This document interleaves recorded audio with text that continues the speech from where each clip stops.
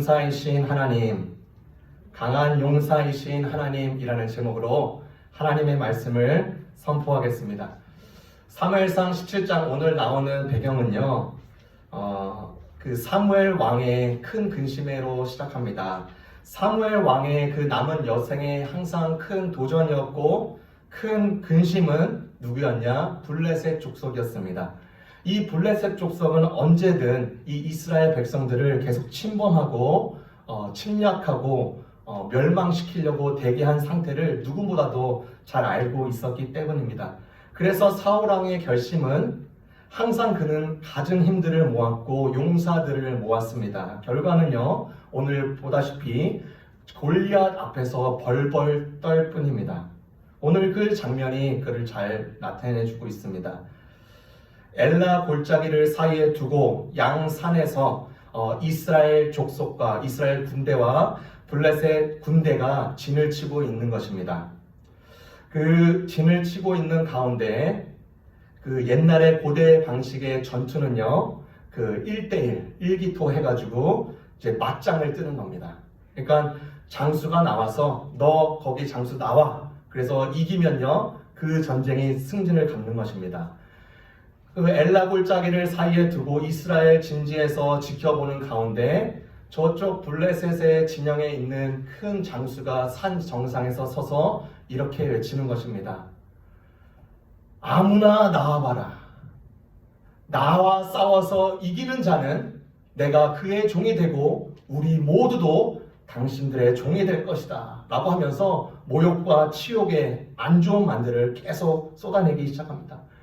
그 치욕을 받았을 때 이스라엘 군대들은요, 어느 누구도 거기에 대해서 아무도 반응하지 못했습니다. 왜냐하면 그의 그 외향적인 묘사를 처음부터 잘 해주고 있는데 그가 입은 감옥과 철옥과 방패와 이런 모든 것들이 90kg가 넘는 것이다.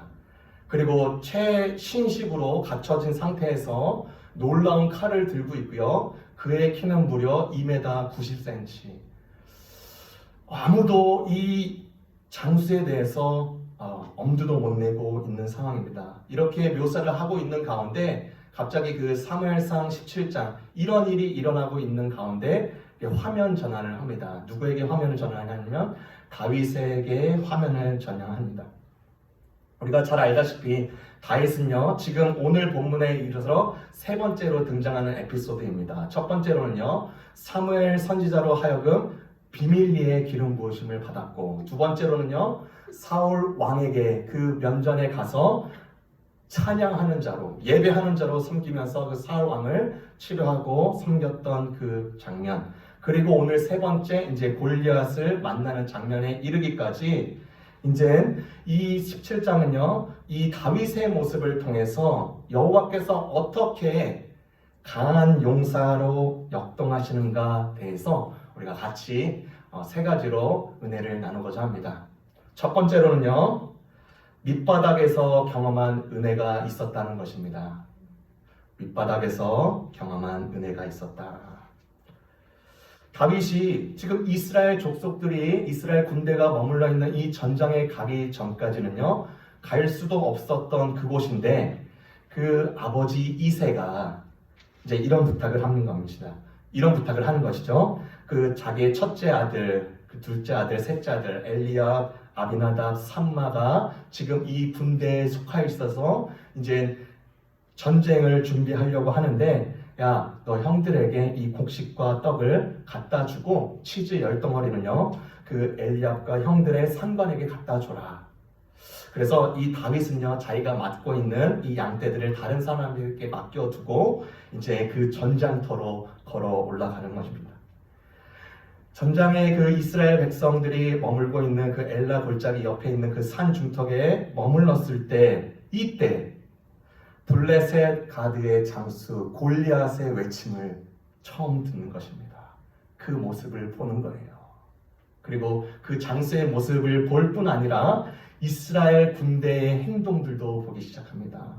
이 다윗은요, 굉장히 어린 아이인데, 어린 소년인데 이 골리앗이 그렇게 크고 무지막하고 강력한 이 골리앗이 외치는 소리를 들어보니까 하나님의 군대를 특별히 하나님을 모욕하는 것으로 받아들입니다. 그래서 그 즉시 주체할 수 없는, 참을 수 없는 이 분노와 그래서 이 화가 일어나서 그가 자원해서 싸워야겠다 결심을 합니다.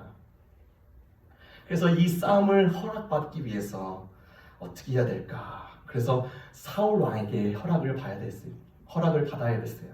그래서 사울 왕에게 가서 제가 이 자와 꼭 싸우고 싶습니다.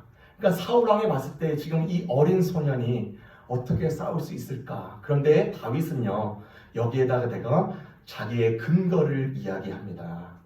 34절부터 37절입니다.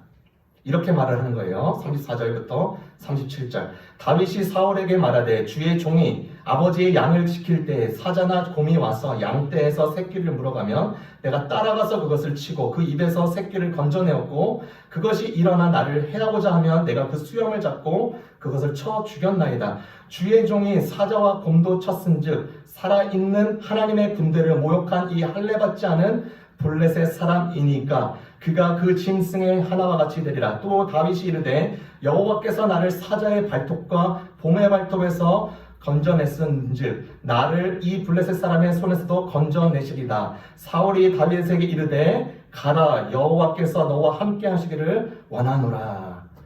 다윗이 자기가 경험했던 그 밑바닥에서의 경험했던 하나님의 은혜를 증거하고 있어요. 밑바닥 간증을 합니다. 자기가 맡은 양이 그 물려갔을 때 사자와 곰에서 그것을 건져냈습니다. 그런데 사실 내가 건진 줄 알았는데 사실 여호와께서 저를 사자와 곰으로부터 건져 주셨고요.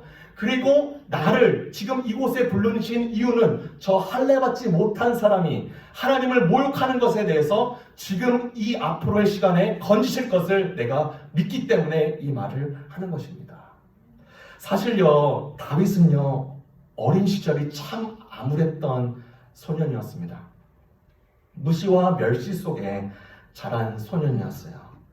사무엘 선지자가 이세 가족의 그 집에 방문하려고 했을 때 국가를 대표하는 목회자고 선지자가 오신다고 했는데 그 아이들을 다 준비시켰는데 이 막내 아들만 준비시키지 않습니다. 시편 27편의 10절에 보니까 다윗이 이렇게 고백해요. 내 부모는 나를 버렸으나. 심지어 형들에게 아버지의 그 부탁한 물건을 가지고 와서 형, 나 왔어. 이거 맛있게 먹어 라고 주는데 형은 몰살하면서 무시하면서 화를 냅니다. 너가 여기가 어딘데 와. 교만한 멍청이 같은 이라고 이렇게 말을 하는 거예요. 이런 무시와 결명감 속에서도 다윗은 이런 어린 시절을 보냈습니다. 그런데 그는요, 그곳에 묻혀있지 않았습니다. 하나님을 더욱더 생각하기 시작했고 그 외롭고 처절했던 그 시간 속에 시를 짓기를 시작하고 음악을 연주하기 시작합니다. 그 밑바닥에서 만났던 그 하나님이 그의 삶의 근간이 되기 시작했고요. 그의 어려서부터 마음의 토양을 갈아엎는 훈련을 했고요. 생각의 밭을 갈아 훈련은 그런 삶을 살아가기 시작했습니다. 여러분, 여러분의 밑바닥은 언제였습니까? 여러분의 밑바닥은 어디였나요? 나는 그리고 여러분은 그러한 수렁에서 하나님의 건져주심을 경험하셨나요? 이것이 우리에게 주는 질문이 될 수 있습니다. 며칠 전에 아티클을 뉴스를 보는데 골프 대회의 장면이 나오는 것입니다. 골프 대회에서 타이거 우즈 선수가 샷을 하는 장면이 나와요. 정말 놀라운 장면이죠. 너무나 위대한 선수고. 그래서 모든 사람들이 다 카메라를 꺼내서, 핸드폰을 꺼내서 이것을 다 찍기 시작하는 것입니다. 그런데 유독 한 사람만 폰을 꺼내지 않고 그 모습을 집중하면서 지켜보는 거예요. 타이거 우즈가 저렇게 폼을 잡는구나. 이때 릴리즈를 하는구나. 그러면서 그 공 날아가는 그 시선까지, 그 모든 환경까지 다 보는 거예요. 그 모습을 인상 깊게 본 광고 회사가 이 자를 컨택합니다. 아니, 다른 모든 사람들은 다 폰을 꺼내서 그 타이거 우즈 생김새, 그 다음에 그 물건들만 신경 쓰고 있는데 지금 이 자는 그 맥주 한 잔을 딱 들면서 거의 폼을 잡으면서 이 우즈를 향한 그 마음, 그리고 그 경기를 진정으로 즐기고 있는 이 모습에 감동되어서 광고회사가 컨택을 해서 이 잔을 광고회사, 그 맥주의 광고회사로 이렇게 쓰기 시작합니다. 이스라엘 백성의 족속들과 그 군대들과 블레셋 군대의 사람들이 이제 진열을 갖춰서 누가 일기토를 할 건가, 누가 1대1로 싸울 것인가, 다 서로 마치 폰을 꺼내가지고 이 전쟁이 어떻게 될 것인가 궁금해하면서 찍는 장면과 같은 장면. 그런데 오직 다윗은요, 이 싸움을 그냥 골리앗에 집중하지 않고 그 골리앗 뒤에 계시는 하나님에게 집중하기 시작합니다. 그리고 이 싸움을 앞서서 정말로 이 다윗은 정말 흥분스러운 거예요. 내가 이 자를 분명하게 망가뜨리고 멸망시켜야겠다는 어떤 각오와 다짐과 담대함이 그를 지배하기 시작하는 것입니다. 왜요? 그가 밑바닥에서 경험했던 내가 건졌으나 사실 그것은 하나님께서 나를 건져주심이고 그리고 앞으로도 나를 건져주실 것을 믿기 때문에 그는 그렇게 담대한 마음으로 이제 싸움을 준비하고자 하는 것입니다. 두 번째, 우리에게 무엇을 교훈합니까? 가장의 옷을 벗어버리라는 것입니다. 가장의 옷을 벗어버리라. 그 사울 왕이 다윗의 밑바닥의 그 간증을 듣더니요, 그래 가라. 그러면서 사울 왕의 행동이요, 어떻게 행동했는지 우리가 살펴보겠습니다. 38절에서 40절입니다. 38절에서 40절. 이에 사울이 자기 군복을 다윗에게 입히고 노투구를 그의 머리에 씌우고 또 그에게 갑옷을 입히매 다윗이 칼을 군복에 차고는 익숙하지 못하므로 시험적으로 걸어보다가 사울에게 말하되 익숙하지 못하니 이것을 입고 가지 못하겠나이다 하고 벗고 손에 막대기를 가지고 시내에서 매끄러운 돌 5개를 골라서 자기 목자에 재고 곧 주머니에서 넣고 손에 물매를 가지고 블레셋 사람에게로 나아가니라. 사울 왕의 행동은요, 자기의 최고의 갑옷과 투구를 주면서, 칼을 주면서 그래, 자 싸워봐라. 여전히 사울 왕은 이 싸움을 힘 대 힘으로 보았습니다. 다윗은 이 싸움을 힘 대 힘으로 보지 않는데, 그래서 그 옷을 벗어버리면서 저 이거 못 입겠습니다. 그리고 나서 자기가 다른 방법을 취합니다. 사울 왕은요, 여전히 망각하면서 그 망각으로 자신을 가장하는데 신경을 썼던 사람입니다.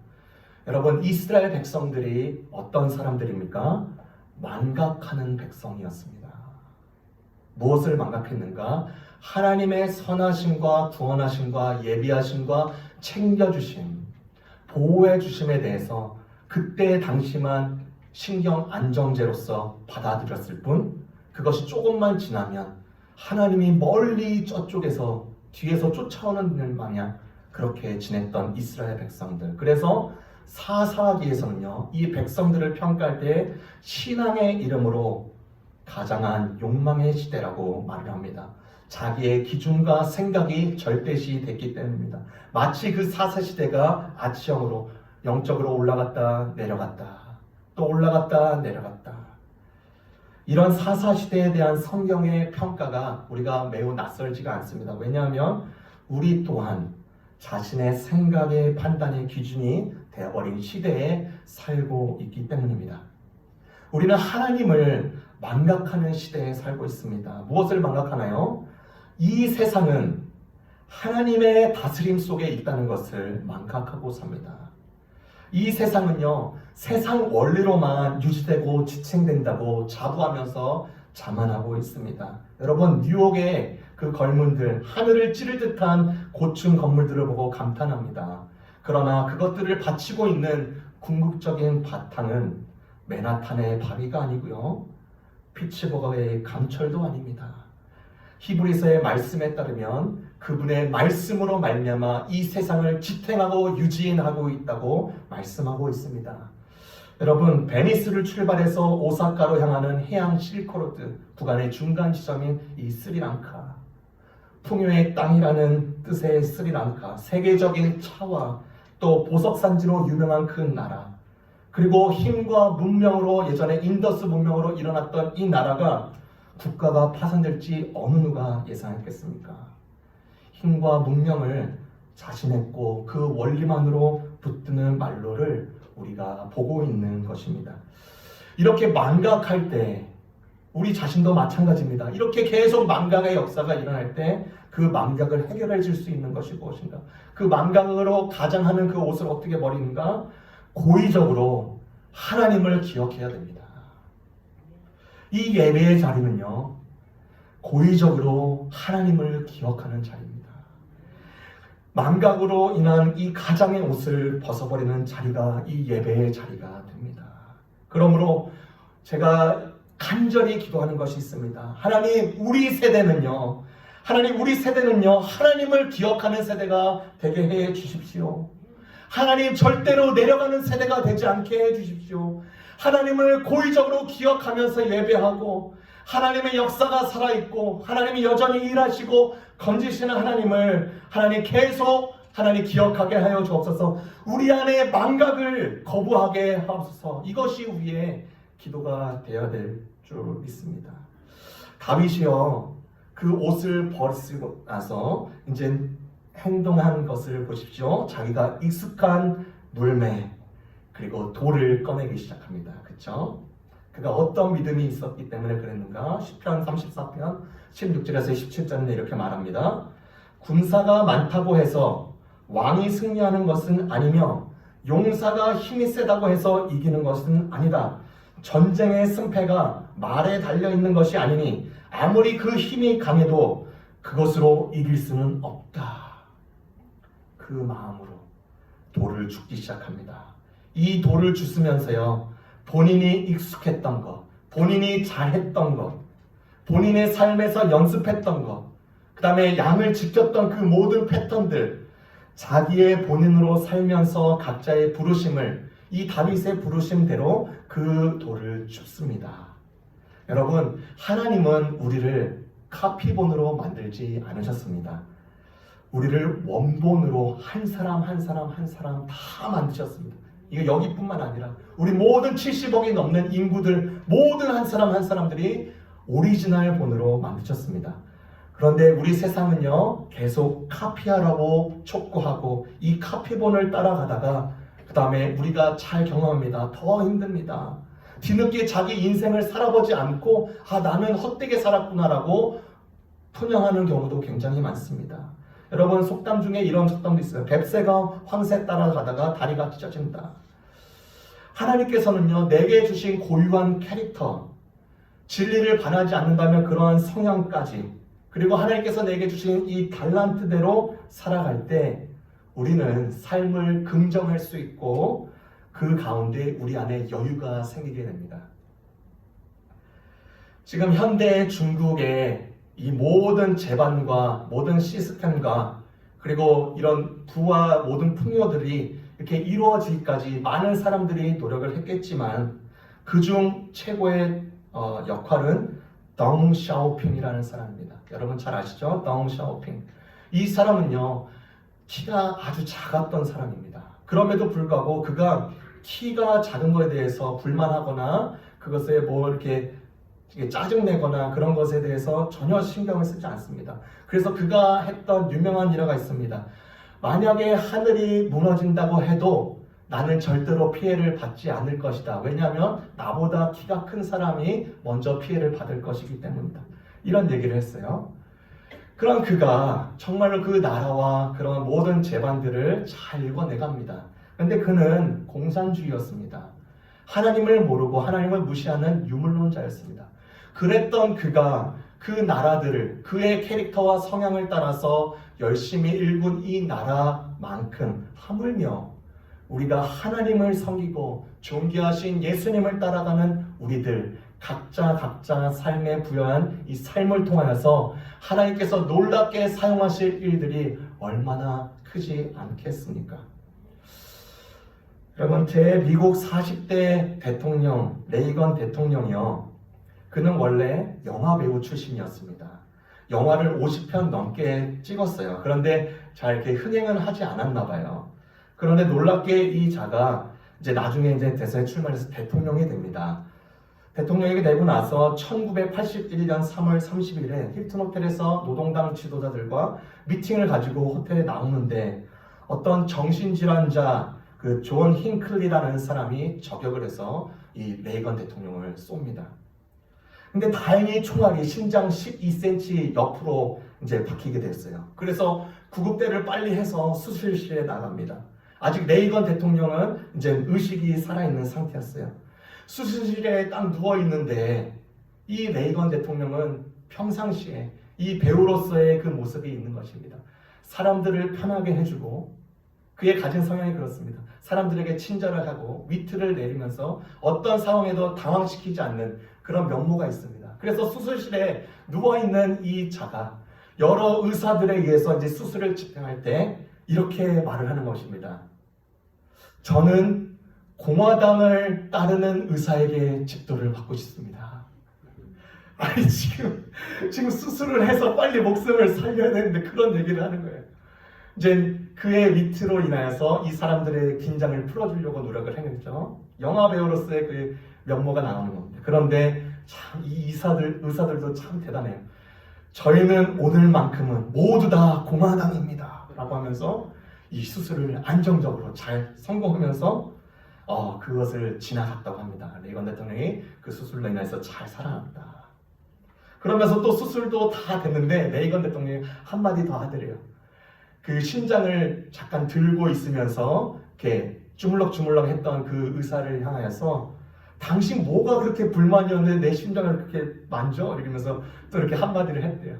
그러니까 자기가 가진 그 위트와 그 다음에 사람들을 편안하게 해주고 대통령이지만 사람들을 이렇게 격려하고 오히려 이렇게 세우려고 하는 그 모습, 본인의 삶을 살 때 이렇게 긍정할 수 있고 여유가 생긴다. 여러분이 여전히 고수하고 있는 이 망각으로 말미암는 가장의 옷은 무엇입니까? 혹은 여러분이 가지고 있는 여전히 벗으려고 하는데 벗겨지지 않는 가장의 옷이 있습니까? 그것이 무엇입니까? 그것을 우리가 생각하면서 그것을 벗어버리기를 원합니다. 마지막으로 세 번째입니다. 우리에게 주시는 교훈은 충돌하라입니다. 충돌하라. 이제 다윗이 자기가 가지고 있는 이 물매와 그다음에 돌을 가지고 이제 다윗의 골리앗 앞에 점점 이렇게 1대1로 쓰는 겁니다. 야, 지금도 보면은 말이 안 되는 장면입니다. 그런데 이제 물매를 들고 오면서 다윗이 막대기를 하나 가지고 오네요. 막대기를 가지고 오니까 골리앗이 그 모습에 열이 받습니다.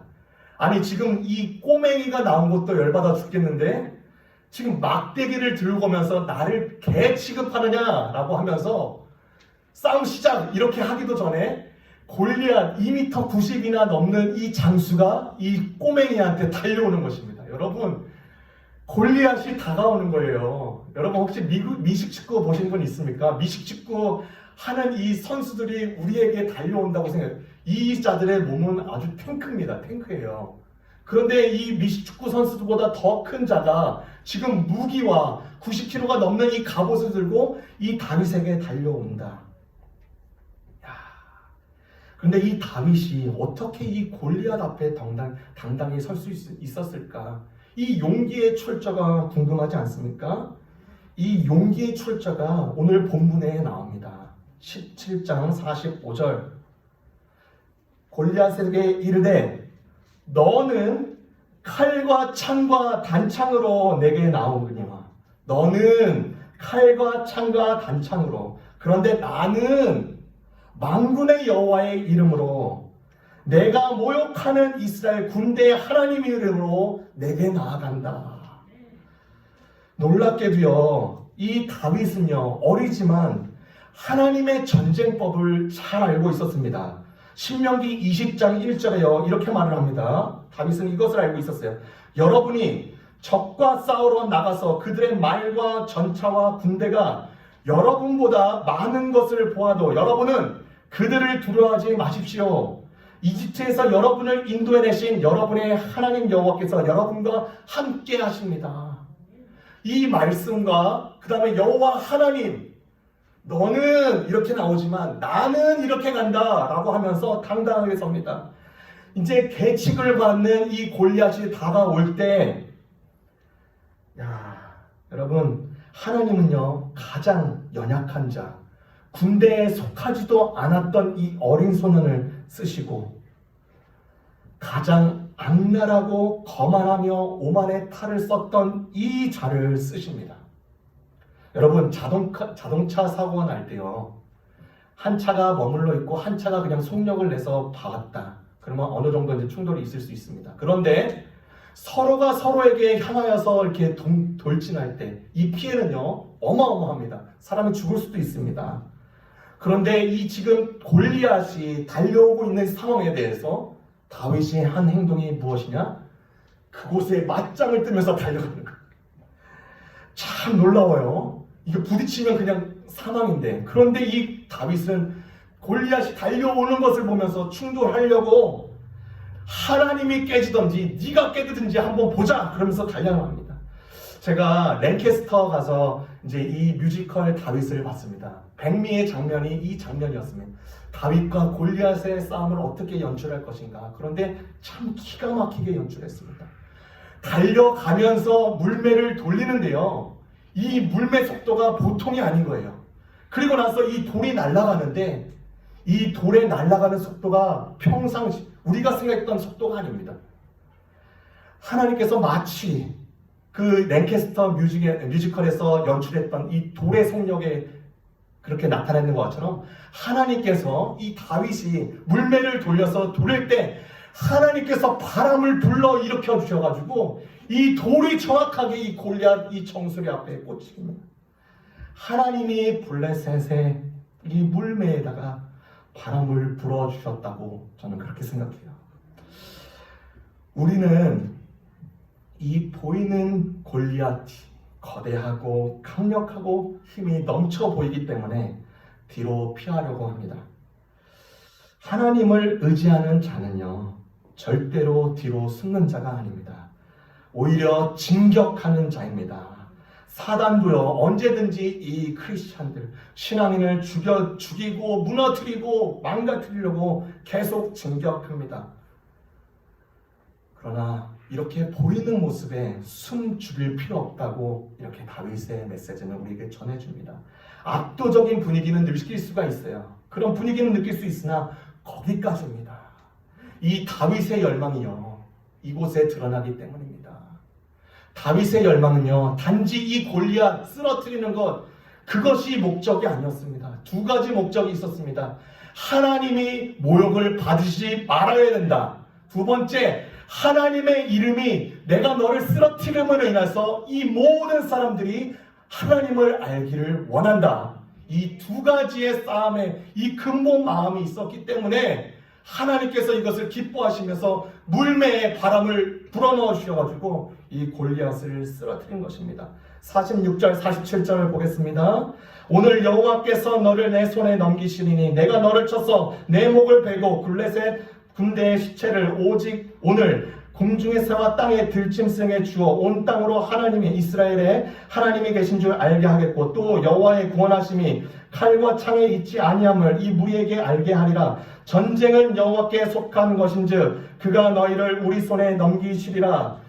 하나님의 deliverance and glorification, 이것을 당당하게 이 마음을 가지고 있으니 하나님께서 이 어린 다윗을 사용하신 것이에요.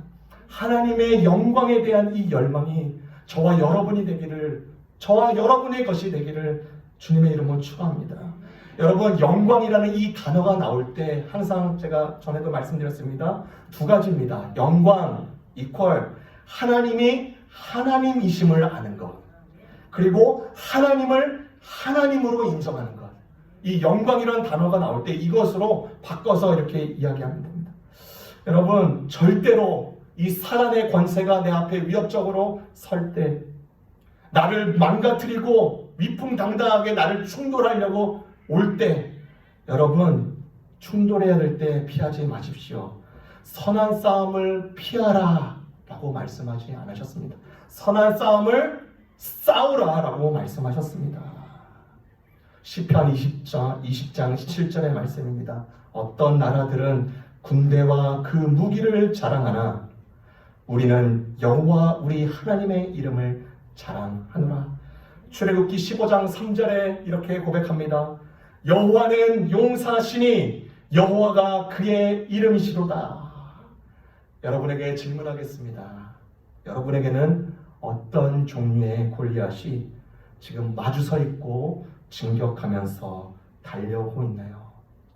오늘 다윗의 행동을 통하여서 밑바닥에서 경험했던 이 은혜를 하나님 기반하고 또 망각하려는 이 가장의 옷을 벗음으로 인하여서 내게 주어진 사명과 부르심에 따라서 이렇게 행하려고 하는 것들, 그리고 사단이 나에게 진격하면서 달려올 때 머뭇거리거나 피하는 것이 아니라 오히려 같이 진격하면서 충돌하는 이런 역사가 우리 가운데, 우리 교회 가운데 있기를 주님의 이름으로 축원드리겠습니다. 기도하겠습니다. 사랑의 주님, 감사를 드립니다. 주님의